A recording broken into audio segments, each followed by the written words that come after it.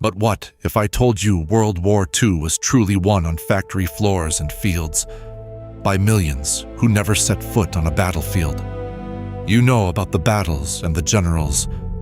This is the untold story of women on the home front.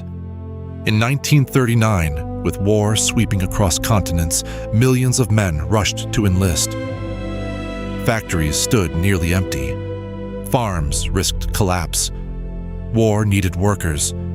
And suddenly, the most crucial weapon wasn't a tank or a plane, but human hands, female hands, ready to build and grow.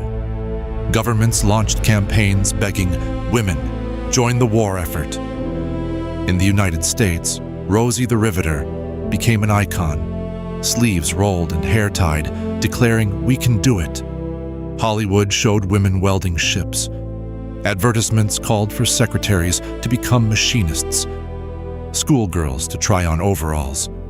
British women joined the Women's Land Army, trading city shoes for muddy boots.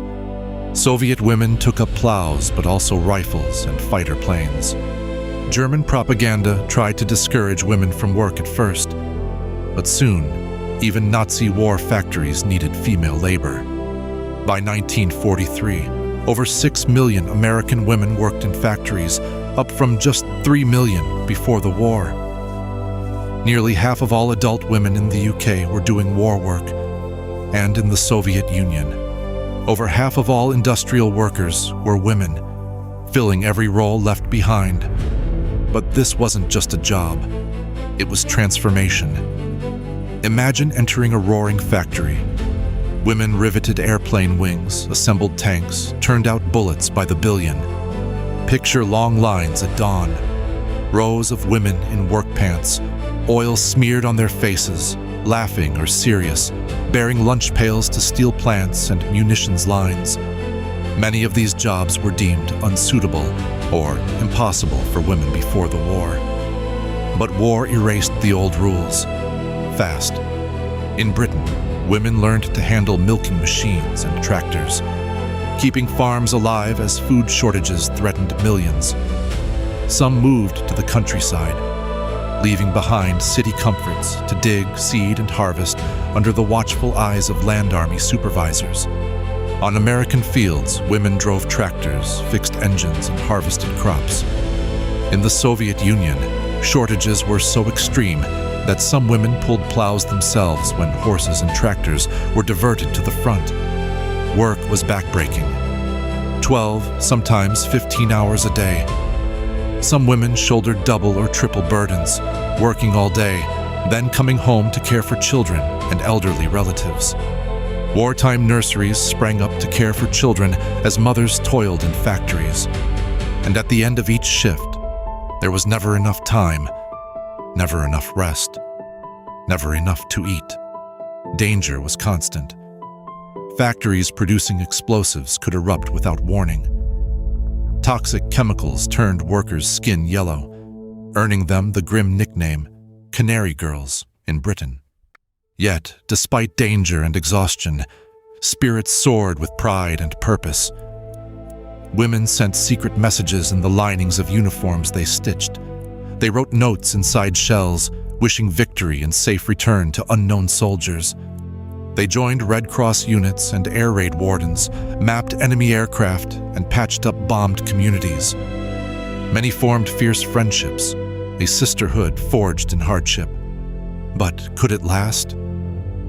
After all, when the guns fell silent in 1945, millions of men returned, and the world wanted to go back to normal. Factories laid off women with cold form letters and thank yous. Some were told to smile, step aside, and return to kitchens, even after proving they could build battleships and airplanes. But women who'd driven tractors and repaired engines, who'd armored the arsenal of democracy or tilled scarred earth, wouldn't soon forget. And neither would the world. Over time, their work changed hearts and laws. The wartime poster girl Rosie became a symbol not just of emergency, but of possibility.